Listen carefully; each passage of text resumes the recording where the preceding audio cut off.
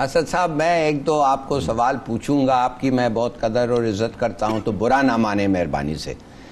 ایک بات میں آپ سے پوچھنا چاہتا ہوں کہ آپ کے جو لیڈر ہیں،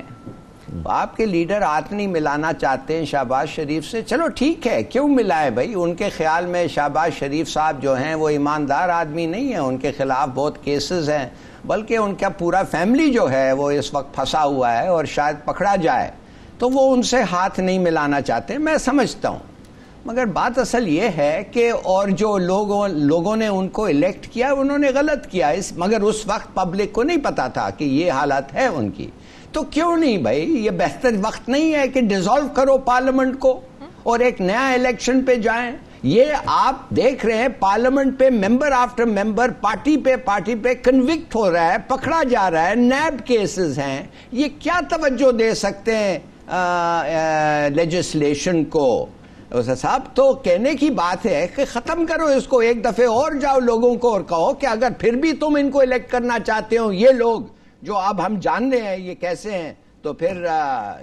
ان کے ہی ساتھ کام کرو، نمبر 1۔ دوسری بات دیکھیے، آپ جو ہیں، آپ خود، آپ اپنا شخص جو ہے، کتنا آپ نے کام کیا ہے پی ٹی آئی کے لیے فرنٹیئر میں؟ بہت کام کیا ہے، مجھے پتا ہے، میں آپ کو ملا نہیں ہوں مگر میں جانتا ہوں، اب بڑے لوگوں نے آپ کی تعریف کی ہے۔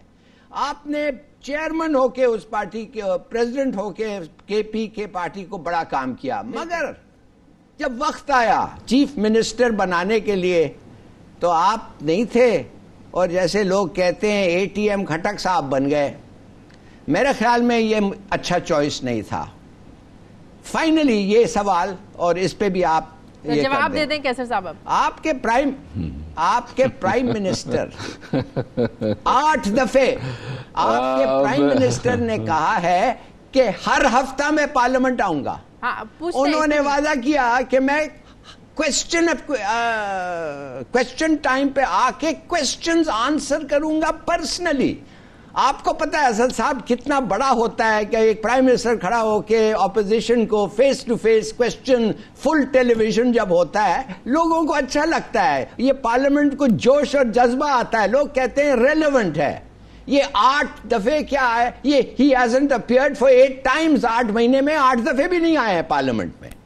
کوئی ڈسکشنز ہوئی ہے IMF پہ، کوئی ڈسکشنز ہوئی ہے سی پیک پہ، یہ آپ کا قصور نہیں ہے، مگر آپ کے پاس اتنا اختیار ہے کہ آپ ان کو سمجھائیں، اور آپ سے بہتر کون ہو سکتا ہے؟ جی کیسر صاحب اب جواب لے لیں، جواب لے لیں اب۔ ایک تو ہلاری صاحب شکریہ، میں آپ کا بہت وقت سے آپ کے مختلف پروگرامات بھی دیکھتا ہوں، اور جب آپ ایز اے اینالسٹ اور تجزیہ نگار کے طور بھی مختلف پروگراماتوں میں آتے رہے، جب مشرف صاحب کا دور تھا تو اس وقت بھی میں آپ کو دیکھتا تھا اور آپ کے پروگرامات میں دیکھتا تھا، اور آپ کی ویوز مجھے زیادہ تر آپ کی ویوز کے بارے میں معلوم ہیں۔ بہرحال ایک تو جو آپ نے کوشچن کیا یہ تو آپ پرائم منسٹر سے کریں، اور ان سے، کیونکہ ان سے بنتا ہے یہ کوشچن کہ وہ اسمبلی کے بارے میں کیا کرتے ہیں، کیونکہ میں اس وقت جس پوزیشن پہ ہوں تو میں نے بہت احتیاط سے بات کرنا ہے اور بالکل کیلکولیٹڈ ہو کے بات کرنا ہے۔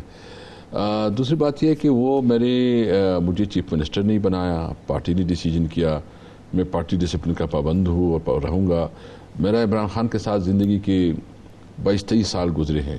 میں اس کے ساتھ عہدوں کے لیے نہیں ہوں، میں نے زندگی اس کے ساتھ جو گزارا ہے، مجھے یقین ہے وہ ایک